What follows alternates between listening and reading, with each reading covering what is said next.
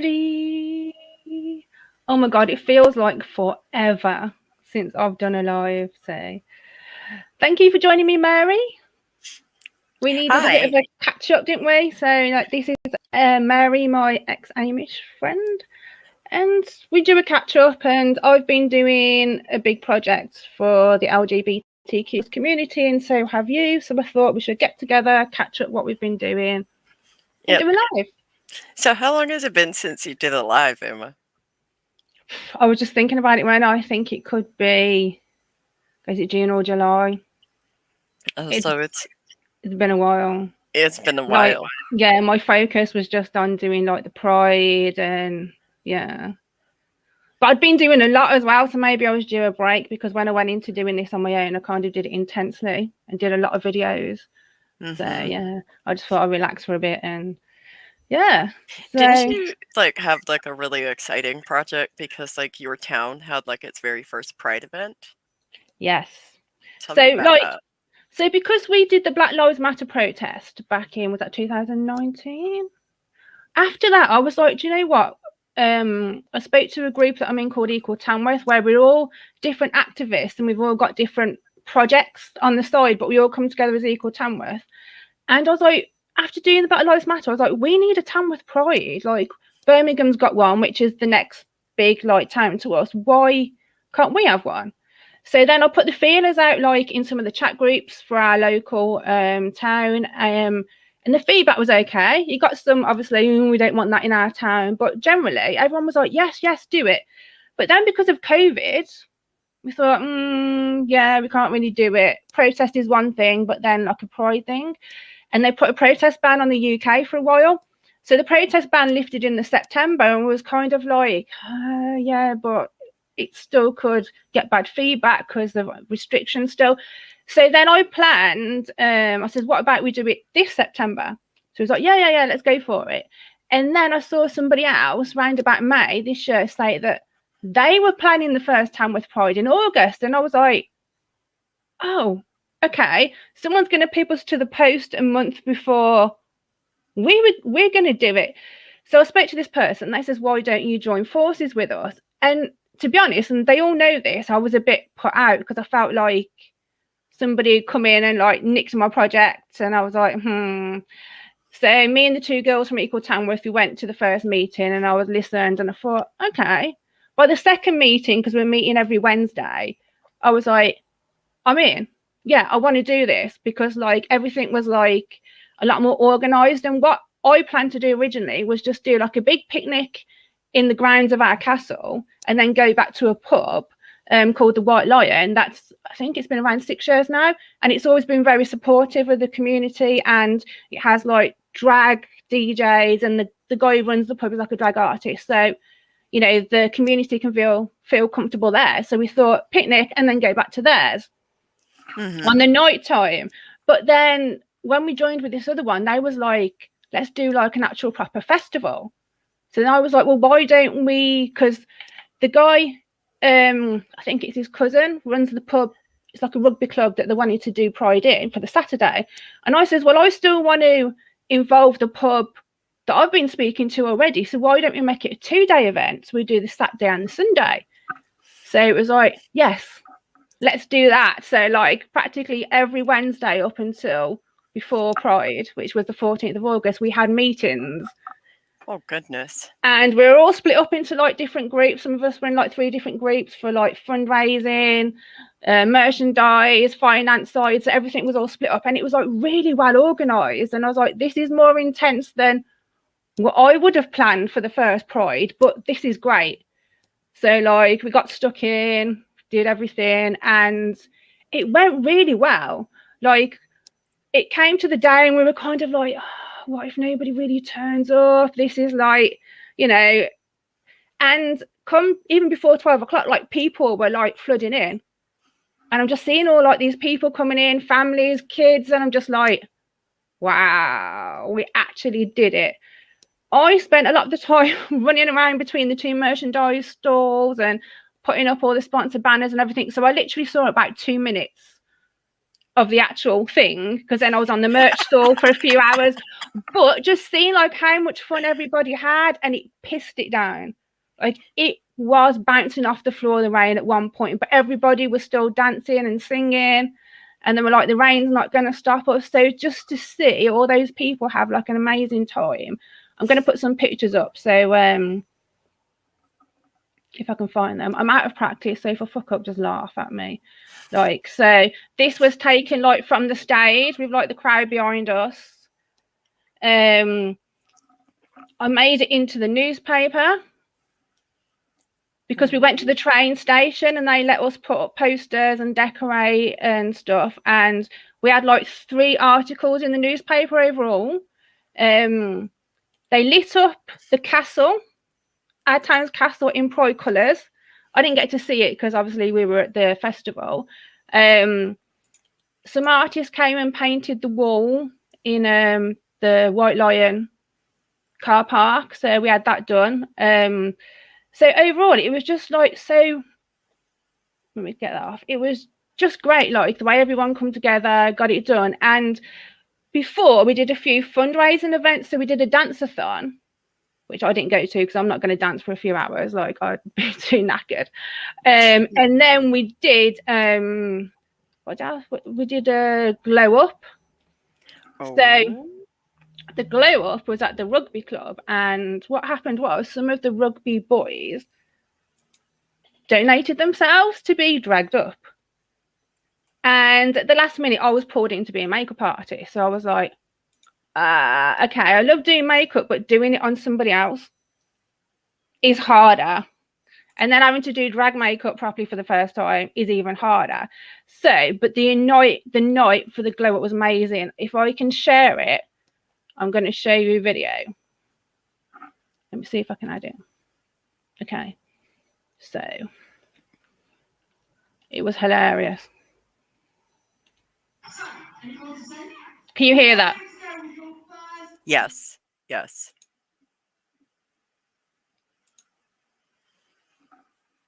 Oh, now I hear nothing. Did you share it with audio, or is the audio turned all the way down?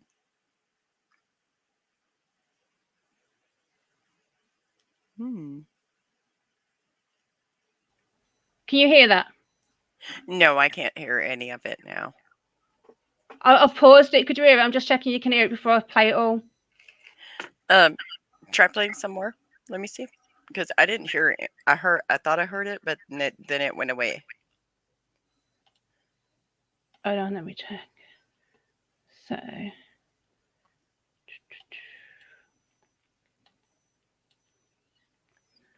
So let me know if you can hear it when I press play.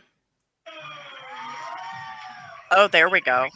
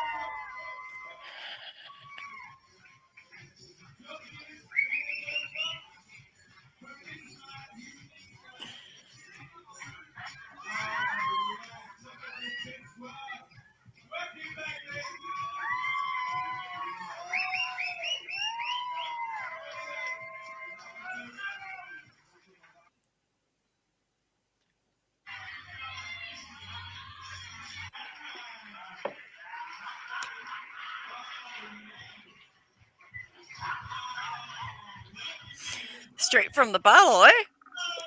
Yep. Classy. Very classy.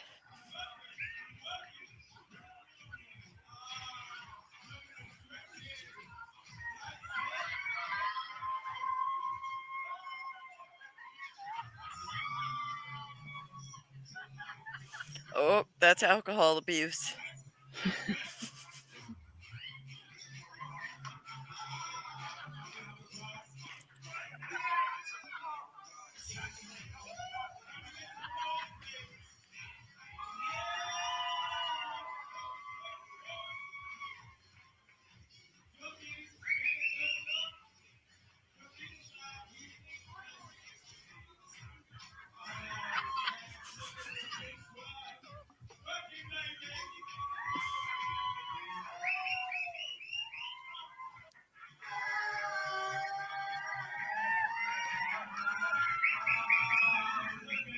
This dude looked like Amy Winehouse.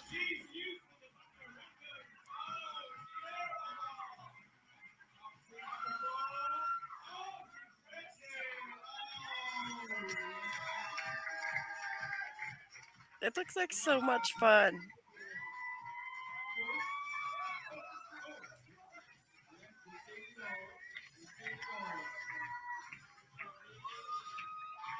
So y'all got to have like a whole like drag event, etc.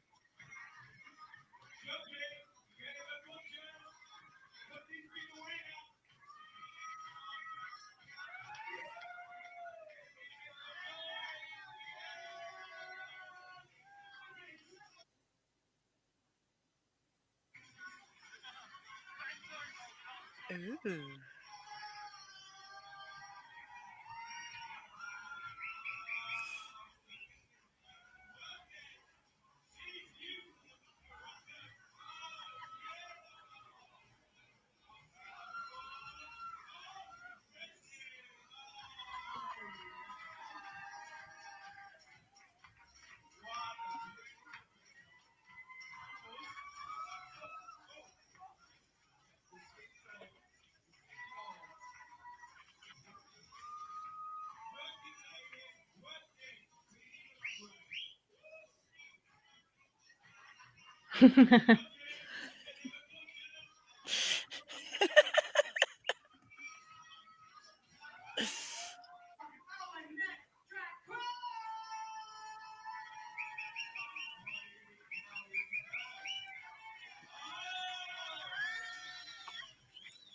Ooh, I love that skirt. You look like a mermaid. That's right. I love mermaid skirts.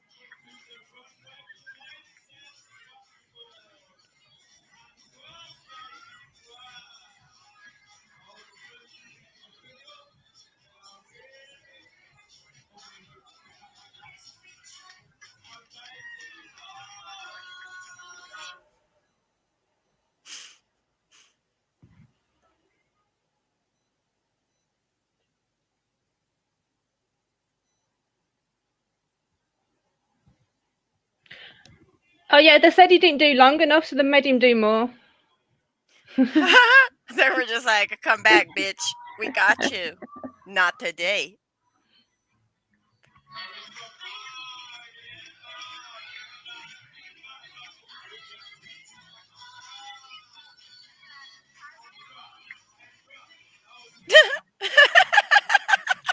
That was a pickup from that, really? He was like, nope, you can't make me.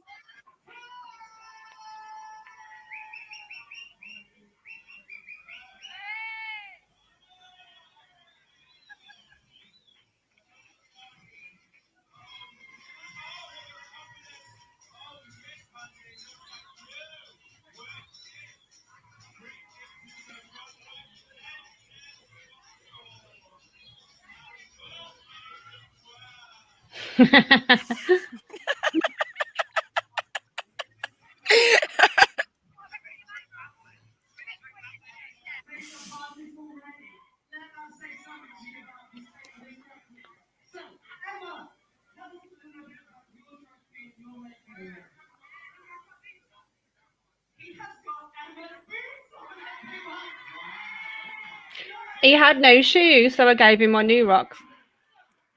Oh, that's sweet.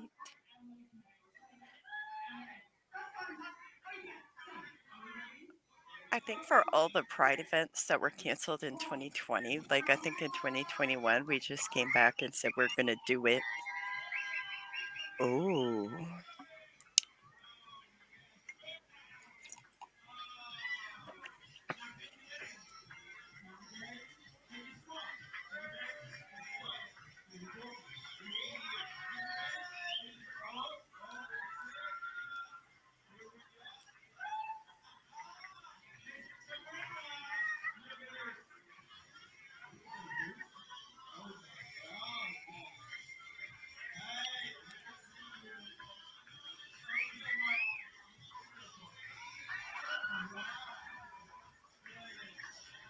Is he wearing a corset? Yeah. Thought so. I kept doing it, and I was like, "Do you want it tighter?" He was like, "Yeah, tighter." So I was like, really like arranging it tighter. It's my clothes he's wearing, and my wig, and my boots. That's amazing. But I made like the drag version of me. There you go. Oh, that's gorgeous. I love the corset Mm. and the skirt. I would never wear a skirt like that. My ass is too big, but So's mine. You just don't bend over. no, even if I don't bend over, it's still too big.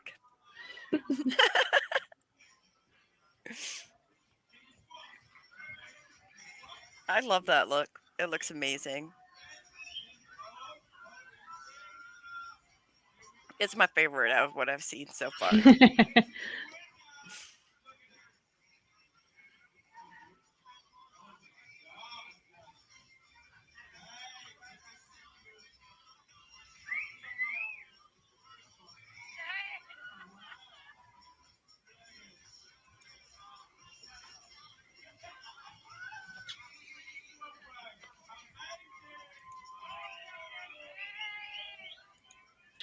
They all took it so seriously as well. They all wanted to win.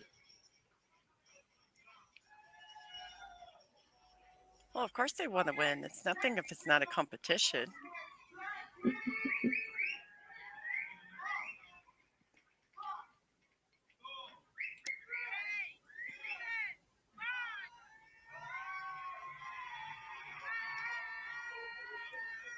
Now, this guy looked like Jason Momoa in a dress.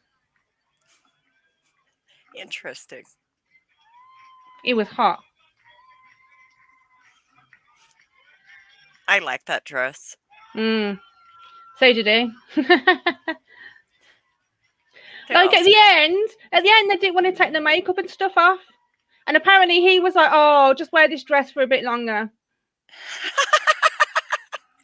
Honestly, they loved it. They were such good sports. It was amazing.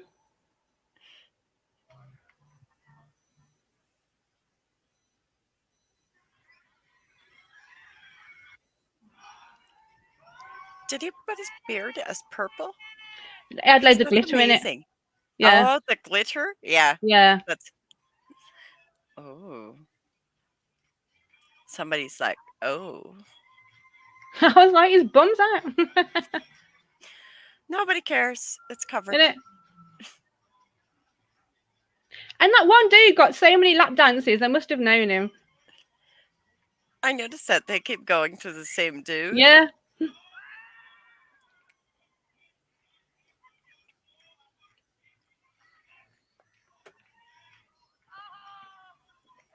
Mhm.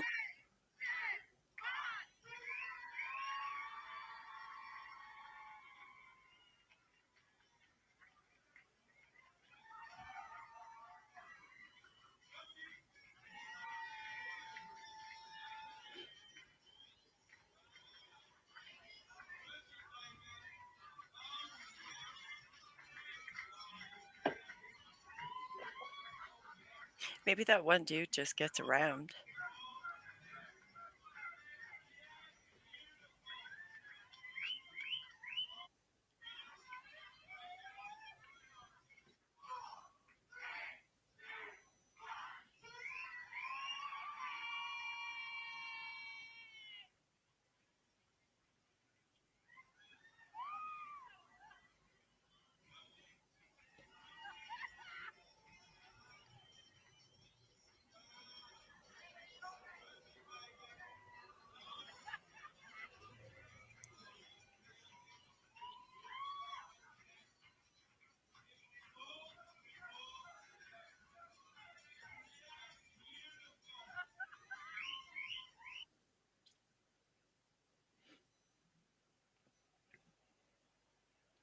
Oh yeah, they had to do like a skill. What was it? Like show off a talent.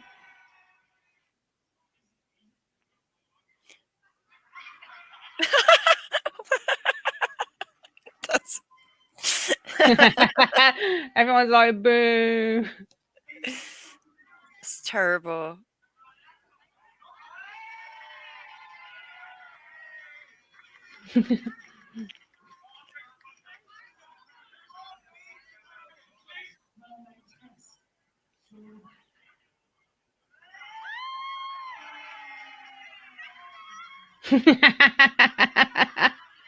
He lost his wig. That's hilarious. You can't say there wasn't energy put into that one.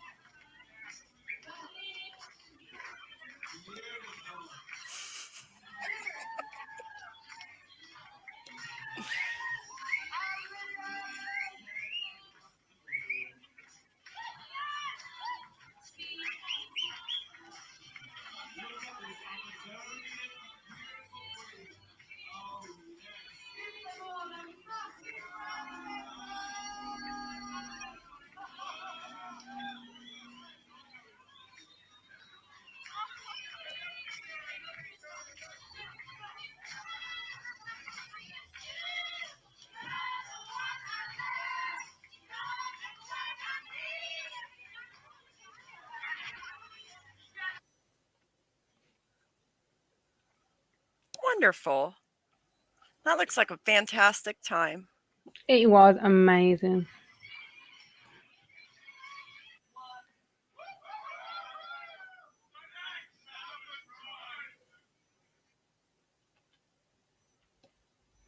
So, can you guess who won? Nope. I don't know who won. I'm guessing maybe your Hold on, why is that? Can you hear that? Why is that playing? Hold on. Right, so out of practice. I don't know if you could hear that. There was a YouTube video still playing in the background then. I was like, oh.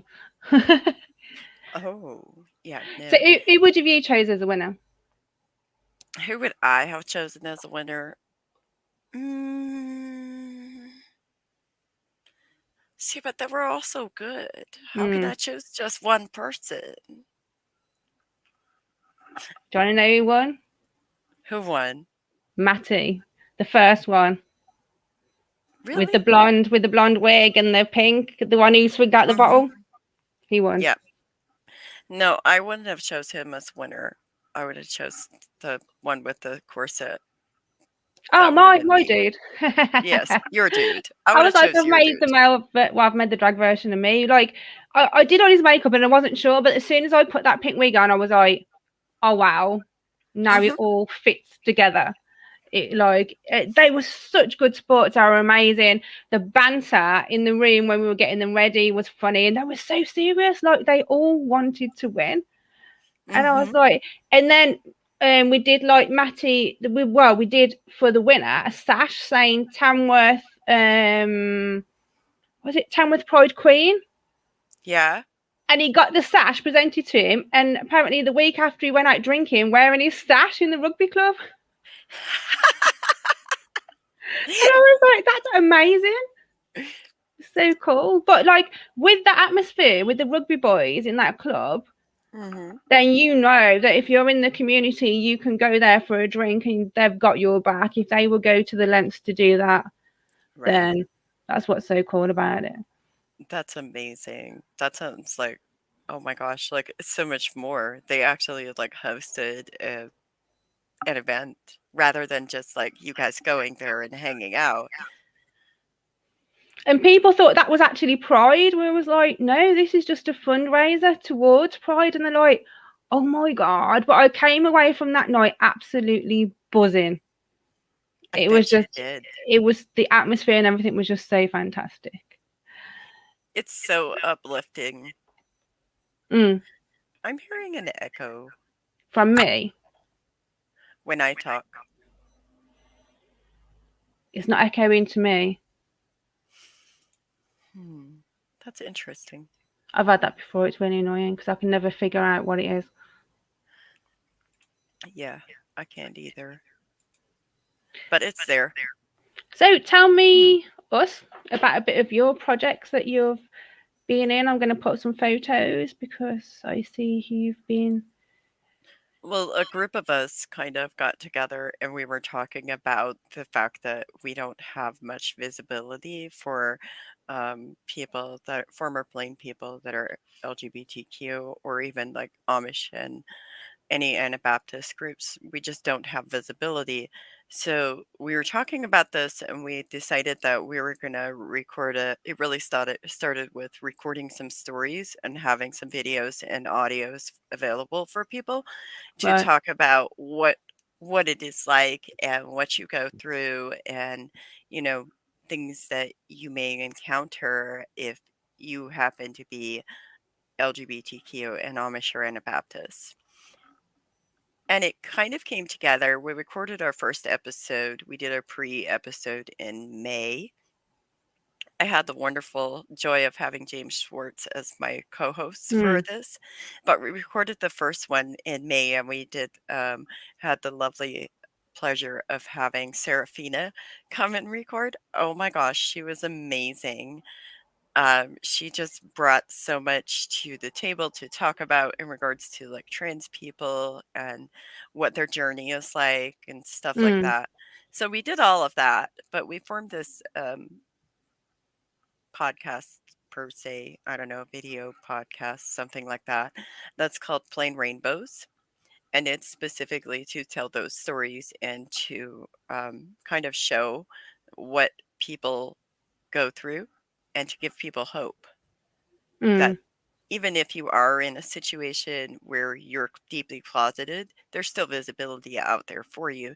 And so then we had the bright idea that I made the sign and I took it to Denver to one of their pride events in Denver, which is that one. That's so cool. Yep. It was amazing. It was fantastically amazing. Like, just the thing is that even if people haven't seen us exist in pride spaces, we do exist.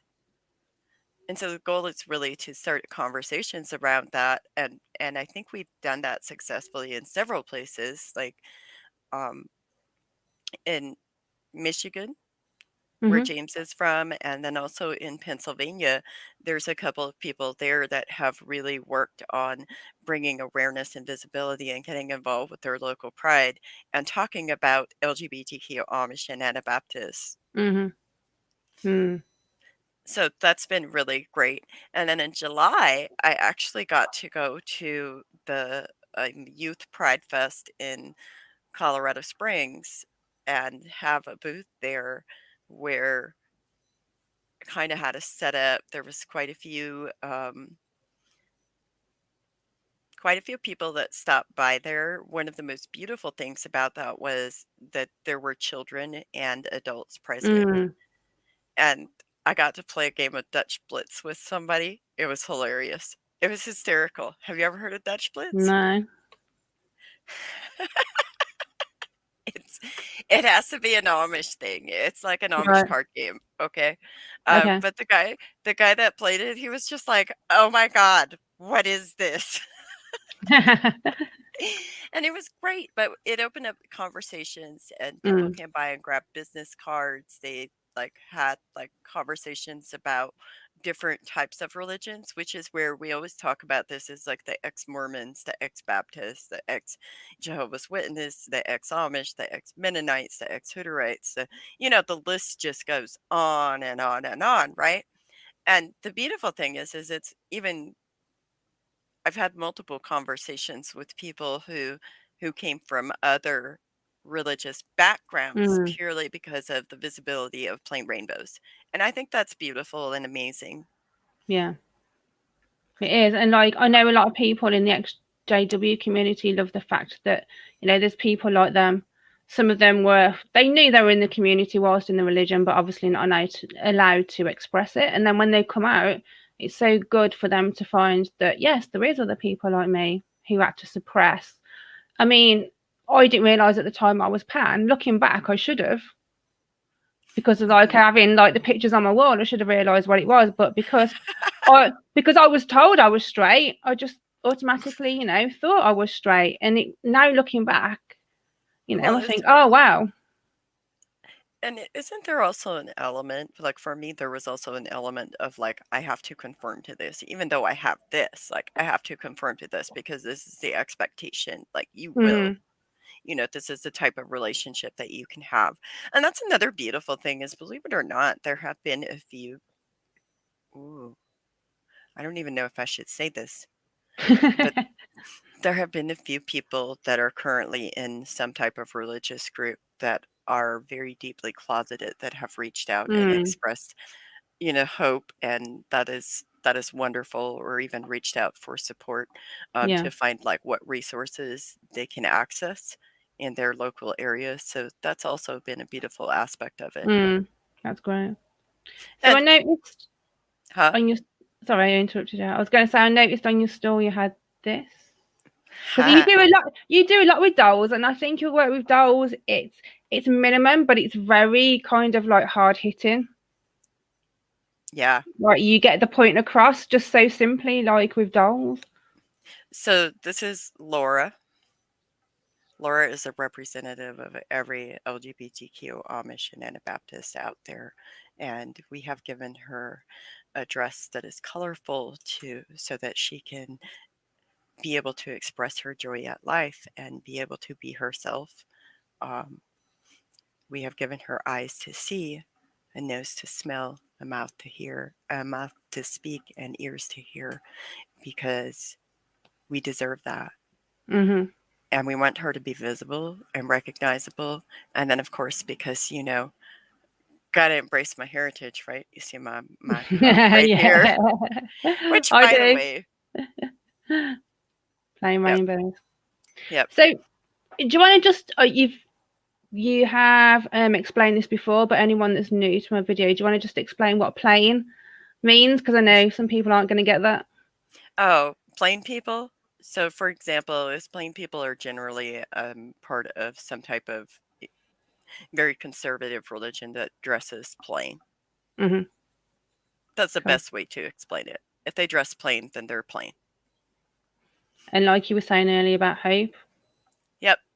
So I found this horse. I thought it was perfect. It has all the pride colors. And I was just like, Laura needs a horse to give people hope.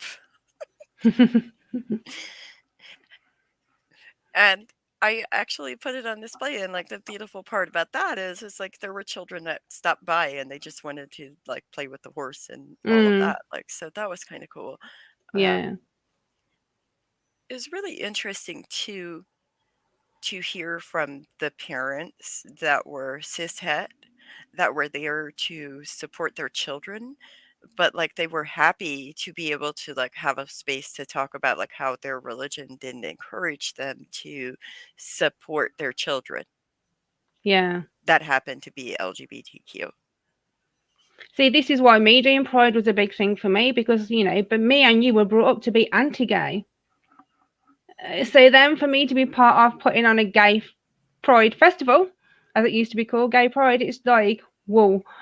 I mean, and, that's why I literally had pride in doing it because I was just like, yes, you know. Yes. And you feel affirmed from doing it because it's Mm, something that brings joy to you and it brings joy to other people and it is very near and dear to your heart. And you get the privilege, for me, I get the privilege of seeing other people, other children, other adults that mm, don't have to live that way. And that is one of the most beautiful things about Pride is seeing people visible, living their truth, speaking their truth, and being able to express themselves in ways that feels affirming and whole and happy to them. Yeah. And I love the way like this generation seems to be changing, because my niece, who's I think she's 11 now, Mm-hmm. she messaged me a few weeks ago and says to me, "Can I ask you a question, but you don't have to answer because it's personal." I was like, "Go on. You know, I've got a good relationship with them. I've always said, ask me anything." And she says to me, "Are you part of the LGBTQ community?" So I said yes, and I explained to her what pansexual meant, kind of in a, you know, as an adult would to a child, nothing too in depth, but explained it to her. And she came back and she says, "I support." And I was like, "I Oh, am so proud of you." And she's like, "I always support." This is from an 11-year-old. And I was just like, oh, wow. And at being on the Pride merch stall, the amount of small children that came up and were buying things and counting the money in their hands, like they were spending their pocket money. So they'd buy like a bracelet or something, and then they'd go off and they'll come back, and then they'd buy something else and go off and come back. And the amount of little kids that I served to merchandise, I was just like, this is great. it's incredible. Yeah. It really is. And it's such a different culture from when you grow up being taught that you're wrong for being and that you're wrong for being attracted to somebody, that may be the same gender as you, and Mhm. that you're going to hell for that. And that, if you are attracted to somebody of the same gender, like that is an addiction and it's a bad thing. And it's just like all this negativity around it. So finding a way forward from that and then getting to experience all this Mhm. beautifulness from it is really quite amazing. I'm so Yeah. happy you got to do that. Yeah. It was a really, really good experience, and one I'll never forget. You know, it's great. So I yeah. don't think I'll ever forget my first Pride, Mm. I'd never been to a ever. Pride festival before, so this was literally my first one organising, the first one being there, because the one in the town next to us, like they charge for the tickets and that now. And with my anxiety, I'd never gone because I know it's going to be rammed full of people and it's going to be really packed. And I just never went. So I was just like, yes, if I can get one going local as well, there's going to be other people that feel the same way as me Hmm. and get to go to a local one. So That's amazing. My first Pride was actually in 2014 in Germany. that sounds good. It was amazing. I can So I've imagine. went to a few prides since then. The thing that I generally look for is, for me, like the amount of people can get to be like really overwhelming. So I like to go to like the day events rather than crowded Hmm. events sometimes. I do really enjoy some of the drag shows and stuff, or like even the one year when they had the Pride Parade in Colorado Springs. It was just amazing. Like the parades, I like the parades. Mm. Those are fun. We They didn't get have to do that because of COVID issues at the We moment. So didn't it was like, either. yeah. But one year they had this parade where they had the Inside Out Youth Center come, and it was just incredible. Just the amount of inspiration and just everything coming together for the parade. Like it was beautiful. Mm. I can imagine. Yeah. I think I have a video somewhere of part of that parade actually. I don't know where it is, but I have it. I probably have to Well, go through my folders. well, hopefully going forward, this will be like a president for Tamworth to like, you know, because I think there's definitely going to be one next year, because this year just it went down so well. So hopefully it'll be something that continues. I hope so, because I think it needs to happen. Mm. I think it really needs to happen. I think there needs to be a space for LGBTQ people, in very like in spaces that they're comfortable and familiar with too. Yeah, see, in our town we have a few pubs that are two that I can think of off the top of my head that are community friendly. So they're kind of like, you can go into those pubs and you're not going to have any issues. Hmm. So in the future, hopefully more pubs will be like that. Hopefully, that's amazing though. That like, did you see the like? I noticed the decorations for the pub. They Oh had, yeah, like, all the decorations and everything, like, they put it we together very nicely. we went on the Friday night to decorate, and I think I got home about 11 or something. Like, the one project we did took hours. Like, it was a nightmare because the idea was great, but executing it, because what we basically had was like on fishing wire, dangling in pride colours, like these round paper balls, you know, the ones that come flat and then you Uh-huh. like Christmas decoration balls. So Yes. our idea was to do 4 lines of those across the top. So it's from a balcony across to like this way up a ladder, like this bar. But then as we were hiring them up, Yeah. they kept tangling. So this thing that we thought was going to take half an hour took hours. Like, we had to Um, keep untangling the fishing wire, and was like, oh my god. But like, you know, and then like we still had like bunting to flag bunting to put around the whole building, and then the back room, the others went and decorated that, and at the same time there was a stage being put up, a big metal fence around the stage being put up. So it was just like, on the Friday night it was literally just like all systems go, it was like just literally total like mayhem, but chaos. we got it done. Took hours longer than planned, but yeah, it was done and it looked good. So Yeah, like I said, I really like the decorations. They came together nicely. Y'all did a great job, even though it took hours to do that. But then, So, go on. Go ahead.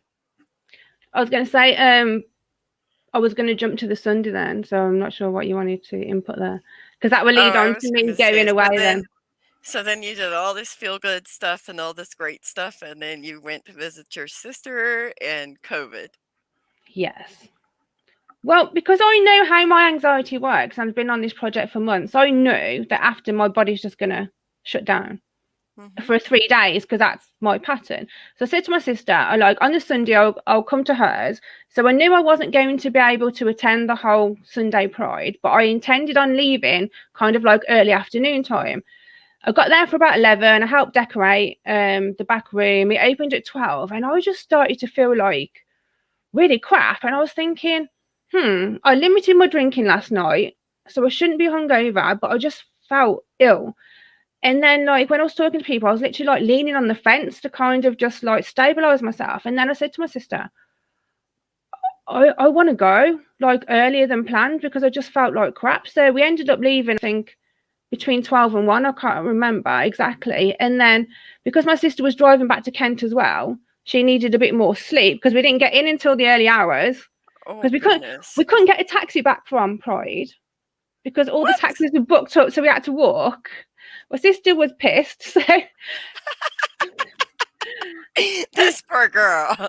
She kept taking her shoes off. I was like, put your shoes back on. I don't have my shoes. And then we was like walking home, when we'd stop, carry on walking. And like, it was a bit of a mission to get home, but we had a laugh on the way home. So we had a few hours sleep, because then we had to get up, get ready, and then get to the next pub and help decorate and stuff. So then we came back for a few hours, and then we headed off to my sister, who lives like about 200 miles away.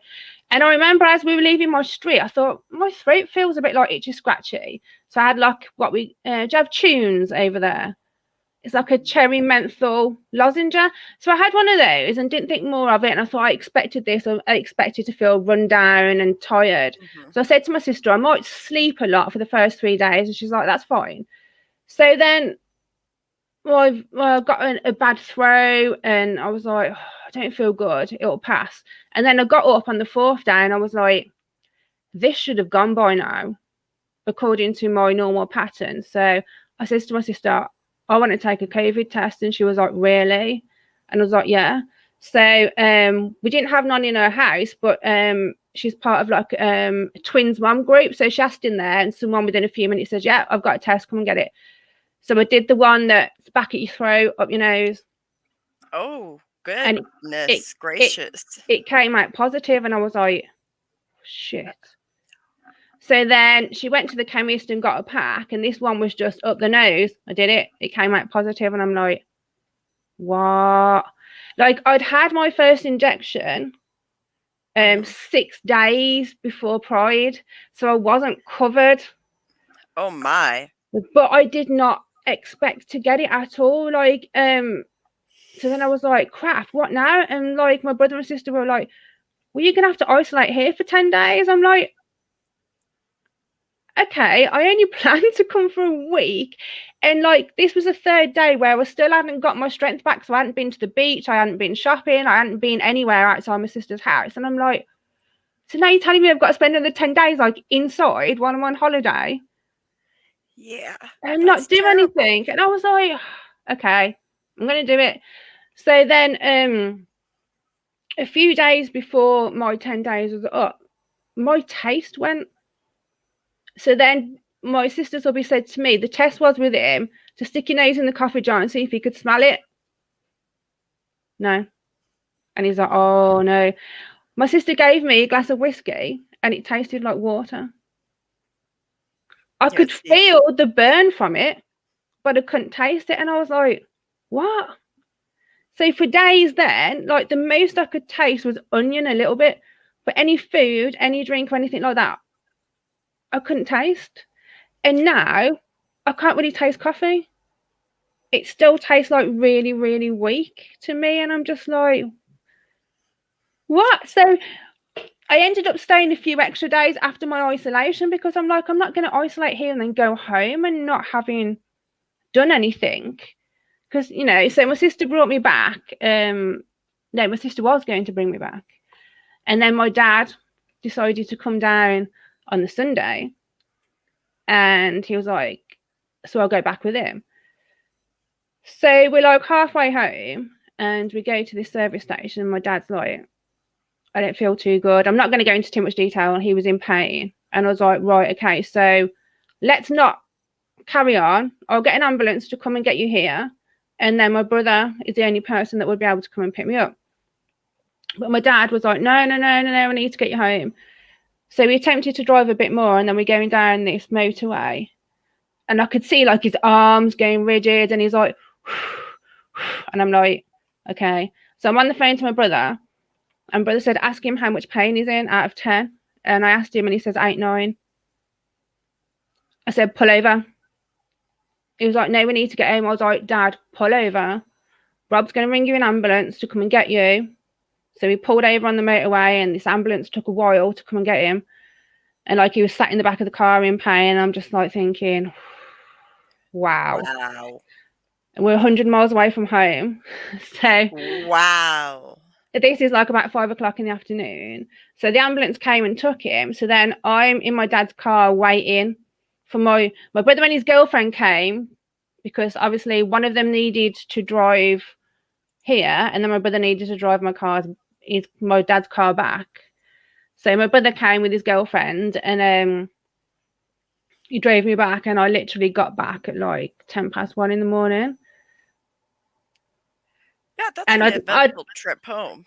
I'd left my sister's at about 1:30 in the afternoon and it's a 3-hour trip normally. And I posted on Facebook because I felt like I was in the start of kind of like a cheesy horror movie because it starts going dark and then I'm told turn the hazard lights off because people might then see you're in distress and you're a lone female in a car and that might attract attention. Mm-hmm. So I'm like, okay. So like all these lorries are whizzing past and there's not even like an embankment. So it's not like I can get out of the car and sit behind a barrier. So I'm on the phone and I turn all the dash lights on and my dad's, he's got an electric car. So I'm like, how do I turn this on? How do I turn this on?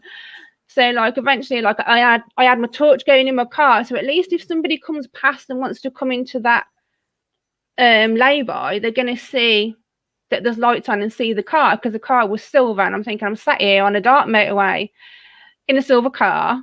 I need to be seen somehow. And then I was video messaging my friend Amy in America, and this car pulled up in front of me, and I went, "Oh, by the way, and the registration number on this car is just so if anything happens to me." Because I was and I read the registration number out to her, but I locked the doors and I just sat there and I was just like, "This is a nightmare." It was an experience. That was How do you feel about September now after that summer? It's one I won't forget. You want to But then forget? it's one I won't forget. But I bet you won't. my brother, like, then the next day I had to go and pick my dad up from hospital 100 miles away and bring him back. Oh, goodness. So, but he's okay now. But it was just like, yeah, it was quite terrifying. I don't know, like, people were going, how'd you hold it together? And I was like, I don't know. I was like, just trying not to think about it. But Oh, I have goodness. been doing something to help with my anxiety, which I might do another video on because it's linked to a video I did in the past. Oh, yeah. So I think that really helped me. That's amazing. Mm. It's always helpful to find new things that really help you with the anxiety that comes from all of the things that we went through and when we're put in an unsafe situation, because that's like yeah.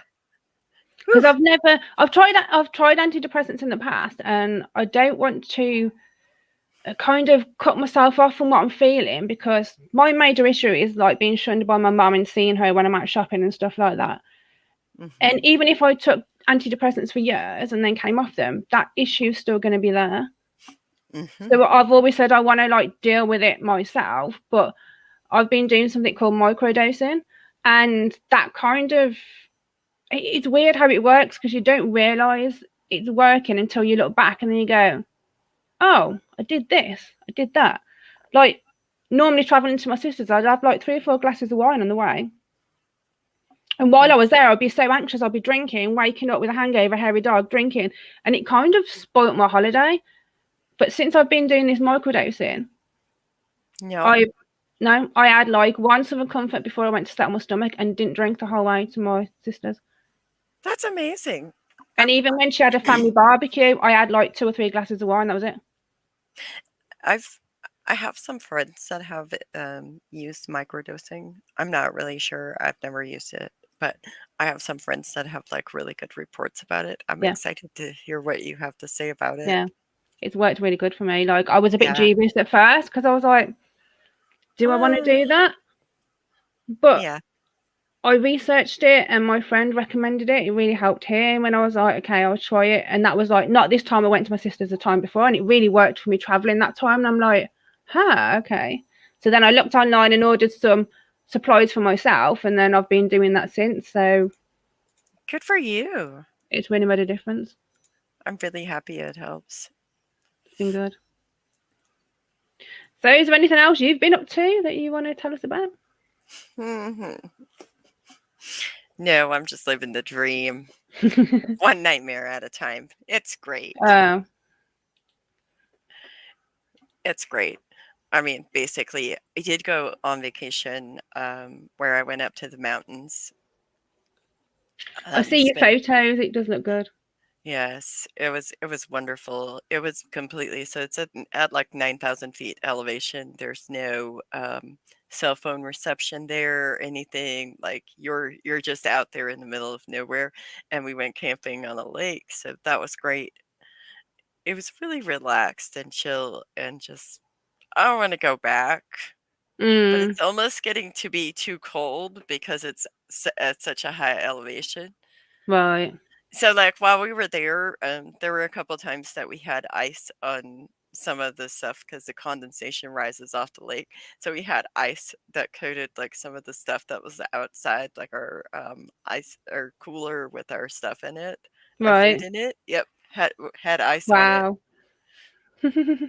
But it was nice because it was like really perfect weather during the day. It wasn't too hot, really. It wasn't too cold. And then at night, it was, cold enough to sleep. As long as you had a good sleeping bag, you'd be all right. Yeah. Cool. Yeah. Yeah. That's what I do to refresh myself sometimes and just reset. It was great. I want to go back. Yeah. I'm Pretty like that with my much. sisters because like it's so chilled there. And then when I get home, I'm glad to be home because it's my home. And then I'm like, I want to go back. Yeah, I'm glad to be home. I'm happy to be doing this live, but I want to go back. Like, just thinking about it, I want to go back. Like, I honestly, I want to go back because it shuts out all the outside noise of like everything. I think that's what it is. It's like it takes off a load of pressure. Yeah. See, normally, like, if my sister had said to me before, you've got to stay here for 10 days, that would have freaked the shit out of me. My anxiety would have gone like, psh, bless you.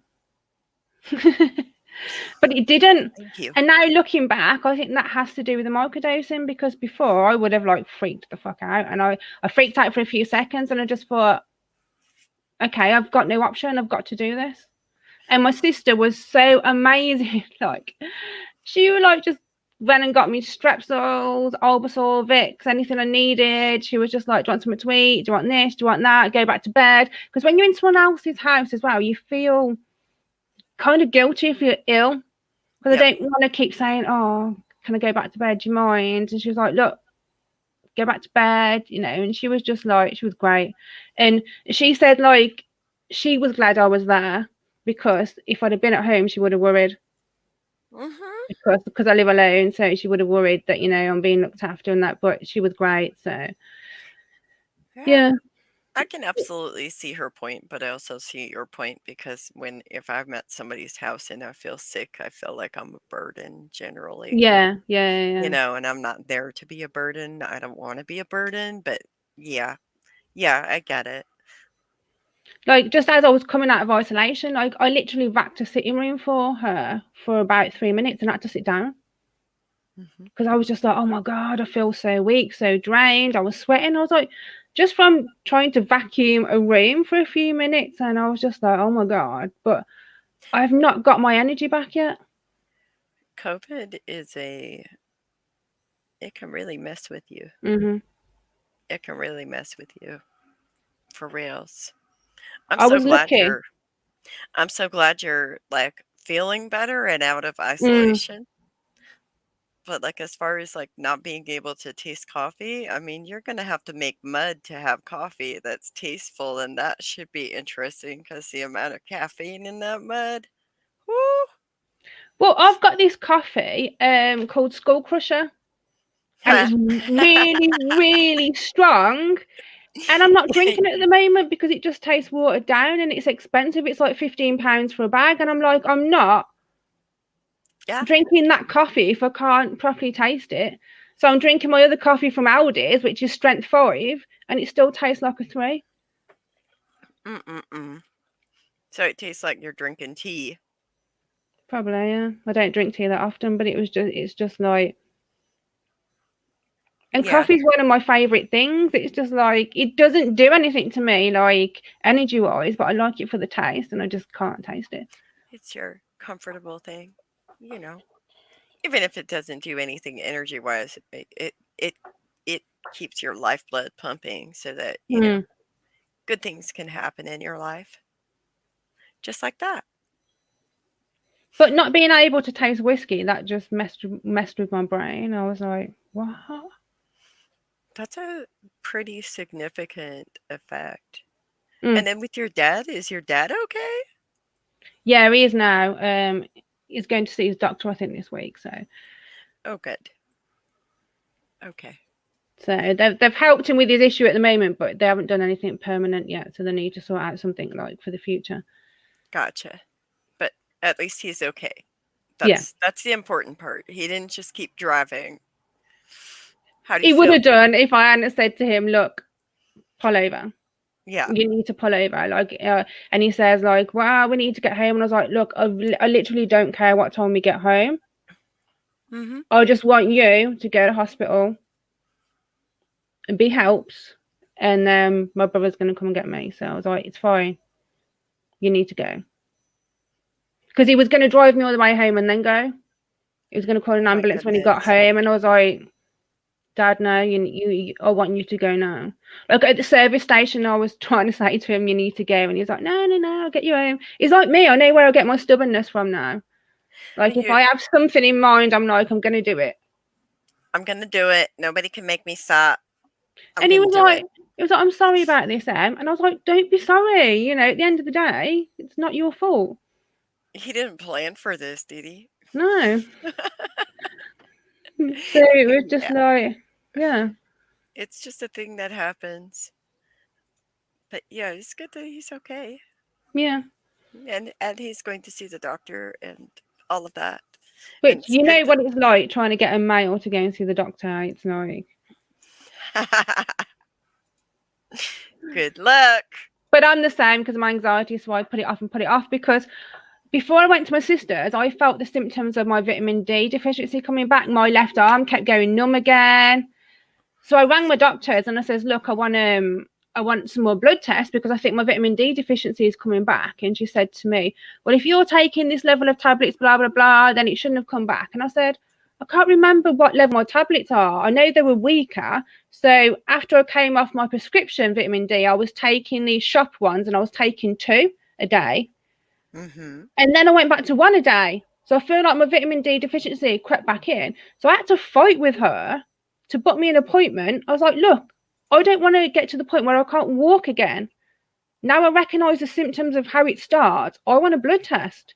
So she booked me in, but then I ended up isolating at my sister's and didn't go to her blood test. But I started taking double vitamin D again, and now the numb sensation in my left arm was gone. Oh. So I think it was that. Well. That's interesting. Vitamin D deficiencies can really be bad for a lot of people. Like, they can do some really bad things.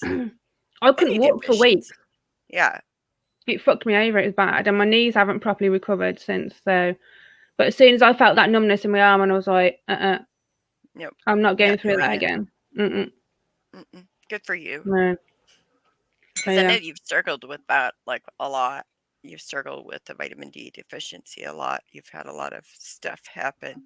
So it's good that you're figuring it out before it gets to that level. Again, I didn't even know vitamin D can do that to your body. Like, I stood up and I would stagger backwards, lose my balance, and I'd be like, what's going on? I'd try and walk 5 steps and my knees would give way, and I'm like, what the hell is this? And then when it came back vitamin D, I was like, what?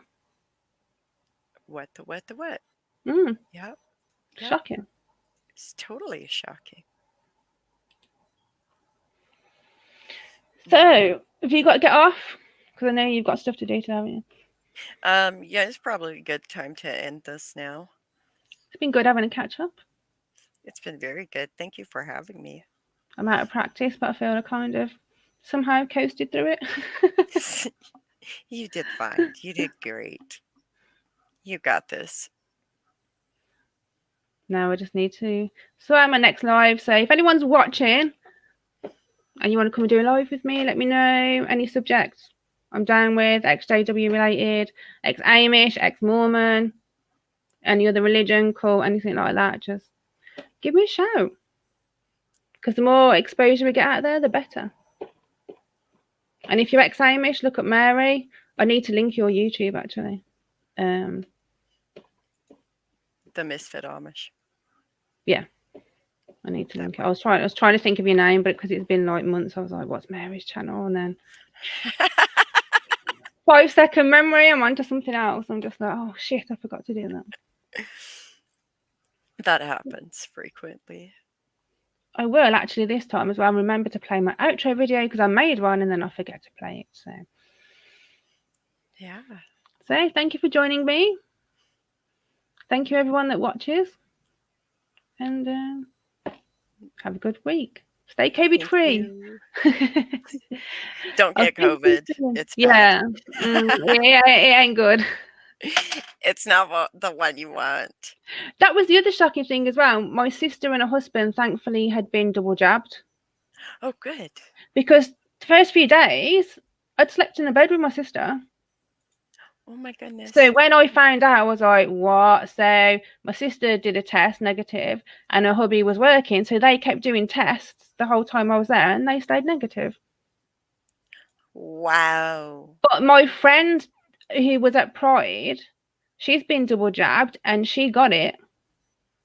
She was the only other one I know that got it, and then she passed it on to her dad, who then passed it on to her mum.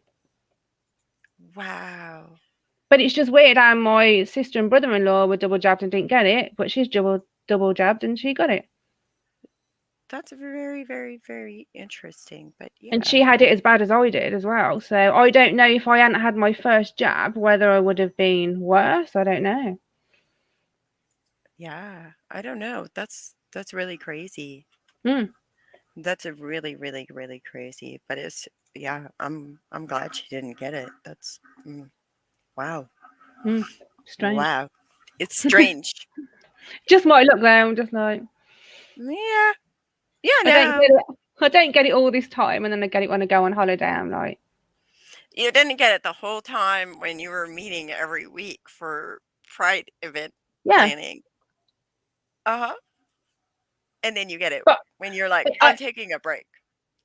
I don't know if it came from like handling the money Mm-hmm. or I don't know. It's just weird how any two I hung around probably with at least because we had like an after party on the night time as well, and we all sat around this big table. So I was with about 10 other people, Oh wow. but only one other person got it.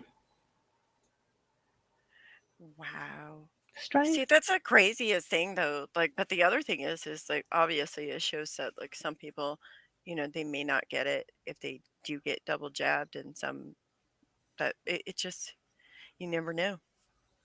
You Unpredictable. never know. And because like the ones that yeah, yeah, I don't know. Strange. It's very strange. They're really ramping up like COVID cases are really ramping up around the country too here, and so that's been of concern to a lot of people is the amount of COVID cases that are happening, which kind of makes me wary of like I don't know, going out to too many public places, but like Mm. still like having a life outside of that and finding a balance, like COVID really destroyed my social life and I hate that. Yes, it's not been the same since like, and then you get idiots in my building, like the dude opposite me, him and his missus.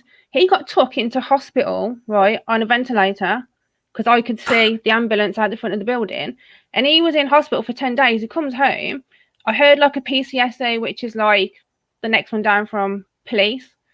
Mm-hmm. And they were saying to him about when did you get COVID, blah blah blah, and he'd been in hospital. And then he's out fucking walking around the building. Wow. And I'm like, this was like before his isolation was up. And I'm like, hold on a minute, dude. You're supposed to be staying in your flat. So then that made me not want to go out because if he's going around the building, like he's quite a big guy as well, so he's always like heavy breathing while he's walking up the stairs and stuff. And I'm like, and you're touching stuff. Stay in Mm-hmm. your fucking flat. And then his missus was going out shopping and stuff as well. And I'm just like, Can they not order food delivery? Like, because here it kind of changed to where like you can order food delivery from the grocery store. yeah, we can. There's loads of options here to get food delivery. So I don't know what she was doing. And then when the PCO officer was there, he had a friend there, and he said to this friend, "What are you doing here? You're not supposed to be here," when he's got COVID. And he was like, "Oh, well, I just found out today he's got COVID." And he said to this guy, "Have you been going to work?" And he said, "Yes." What? And then the dude opposite that was the dude opposite me, friend. And then the guy lives opposite me. He worked for the bus company and said he'd still been going to work. And I'm like, "You've got to be fucking kidding me! You work for a bus company. You've got COVID. You've come out of hospital." Knowing that you've just been in hospital for days, so how bad you've been, and you're still walking around with fucking COVID, not giving a shit. Don't they have like mandatory isolation if you get diagnosed with COVID? Yeah, you're supposed to do 10 days. Wow. But obviously he wasn't. Having What? friends around, going to work, it's like, no wonder the cases are like still going up. No No one's wonder. isolating. I mean, you can't fix you can't make ignorant people see. You can't fix stupid. Those are just like, it is what it is. You can't do anything about it. And when COVID was first around, within a few weeks, I could hear, like, because I'm in a building, I could hear someone in the flat below me, like, coughing loads. And I joked to my bestie who lives next door and said, I bet he's got COVID. Then my bestie got COVID. We both had the Mhm. same symptoms, but I tested negative, he tested positive. And then he saw the guy a few weeks ago, and he said that he went out a few times to the shop to buy beer when he had COVID. What? Yeah. But because my mate's diabetic as well, he's high risk. And I'm like, I told you, didn't I, that they'd got COVID? And then he catches it. And he's really careful as well. Like, he antibacterial like 10 times while he's out and always wore a mask. And then he gets it. And I was like, I bet you got it from the building. And then that guy says, oh, yeah, I went out and got beer a few times when I had COVID. It really just baffles me sometimes. It's like one of those things that you just can't make people. You can't. And we can sit here and say what we want to say about it. But at the end of the day, like, some people are just so willfully ignorant that they just do whatever they please with no regard for other human life. And it's quite awful. Isn't it? Because you could literally kill someone if you passed it on to the wrong person. Well, and if you're a bus driver, sorry, hold on, stop, comma, pause. You're a bus driver. How many people does a bus driver come into contact with in a day? Exactly. How many elderly people ride the bus? Mm-hmm. Like, when they are no longer feeling like they're capable of driving, then like they use public transportation because so that's, and we know that elderly people are already going to be at a higher risk for dying from COVID. So that's really interesting. Isn't it? And the PCSO said to his friend, are you going to work tomorrow? And he said yes. And he was like, I don't think you are. It was just like... He's just like, nope, I got this. I got this. I don't think so. Crazy. Yeah. Anyway, let's fuck off, because we were going and then we carried on chatting. So yeah, we just keep talking. I'll speak to you Thanks, soon. guys. Outro video. Let's do this.